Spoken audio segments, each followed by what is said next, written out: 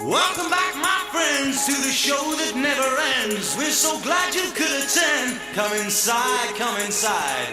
There behind the glass stands a real blade of grass. Be careful as you pass. Move along, move along. Come inside, the show's about to start. Guaranteed to blow your...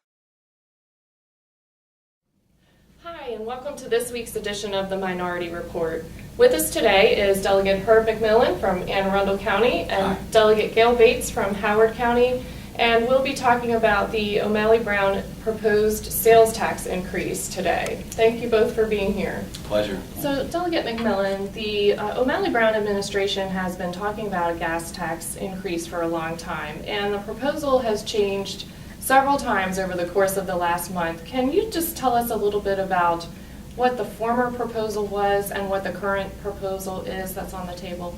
Right. Well, the Blue Ribbon Commission came forward with a proposal that gas tax be increased 15 cents over 3 years, and that car registration fees be increased by 50%, and that titling fees be increased by 1%.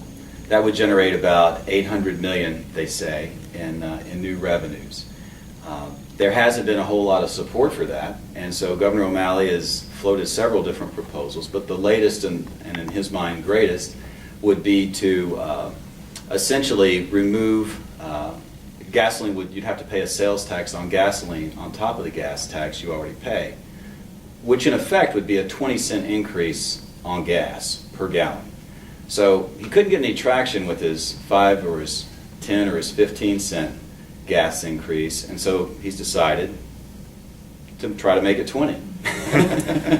So one of the arguments that they use for increasing the gas tax or adding a sales tax to gas is that we don't collect enough revenue to pay for our transportation projects.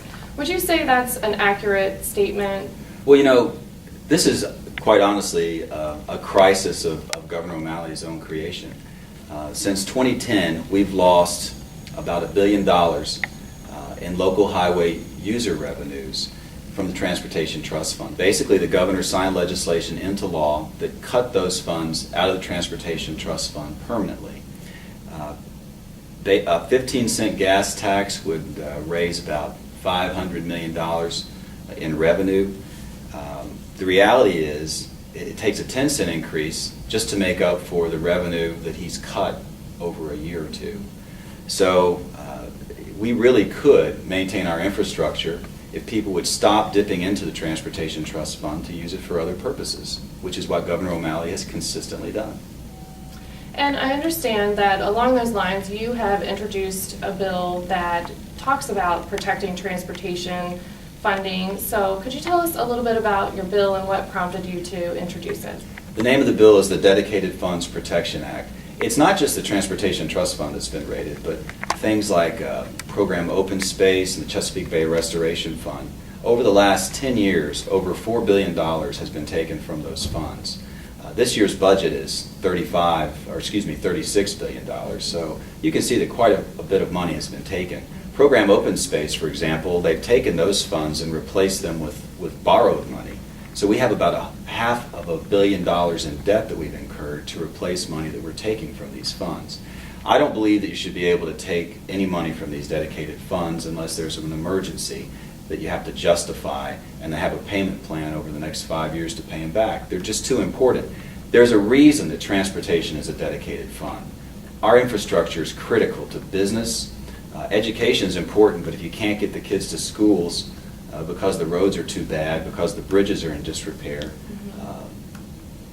things aren't going to work. Our transportation infrastructure is critical, and when you take money from that fund, you're just robbing the future to maintain something in the present, and we've been doing that for too long. It's not a successful formula, and we need to stop the short-term thinking in Maryland and get about the business of delivering basic services that our citizens need.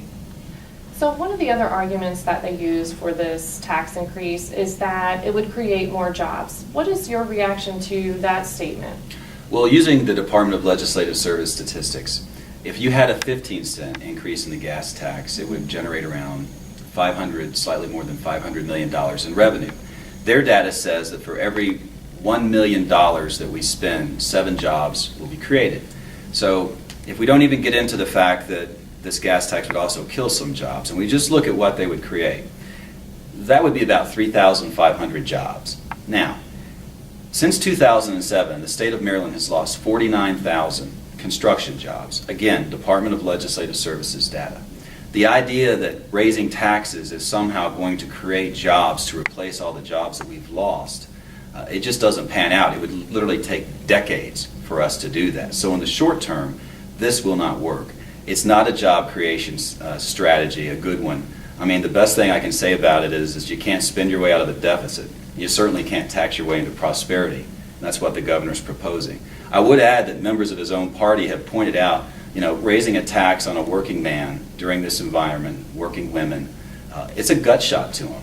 I mean, we've had 29% increase in gas costs. USA Today says that we're going to probably break $4 a gallon per gallon of gas by the end of May. With this on top of it, people can't bear Well, this. it sounds like an excellent bill, and we thank you for bringing this issue to the forefront, and we look forward to following your legislation through the process. Thank you so much for being here today. Thank you very much. Well, Delegate Bates, thank you again for being here today to talk with us about this issue. In the Governor's State of the State address, he mentioned that in his proposal, he would put in a protection if gas prices ever got too high. And I know many people feel that gas prices are already too high, so tell us what you think about that, and also, if you could, tell us what this would mean for the average household or the average small business in our state. I'd be happy to. I think our gas prices, as Delegate McMillan said, are heading toward $4 a gallon right now, about $3.50 and up. We're near record highs, and so adding this tax on to that is going to make it even worse. The Maryland Public Policy Institute does some research into this, and they said that this proposal is going to disproportionately affect low and moderate income homes. In fact, some of the poorer of the folks, it'll be 7 times the impact. Everything that you buy in any store is shipped by truck, and so food prices will go up, among other things. I've talked to a few businesses who have fleets of trucks, and in one, the increase would be about $21,000. That could, because their contracts are long-term, this would be money they'd have to eat, and it could be loss of jobs. Another one, it's somewhere in the $70,000 range for the increase for them. And that's pretty significant on a small company, and it can indeed impact jobs.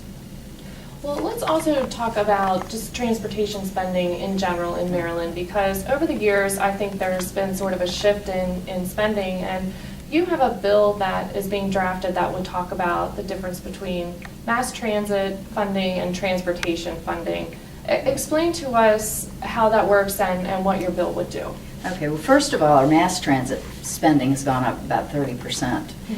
Many of us who have no access really to mass transit, paying, because we do use our cars, are going to be paying the disproportionate share of the cost for that.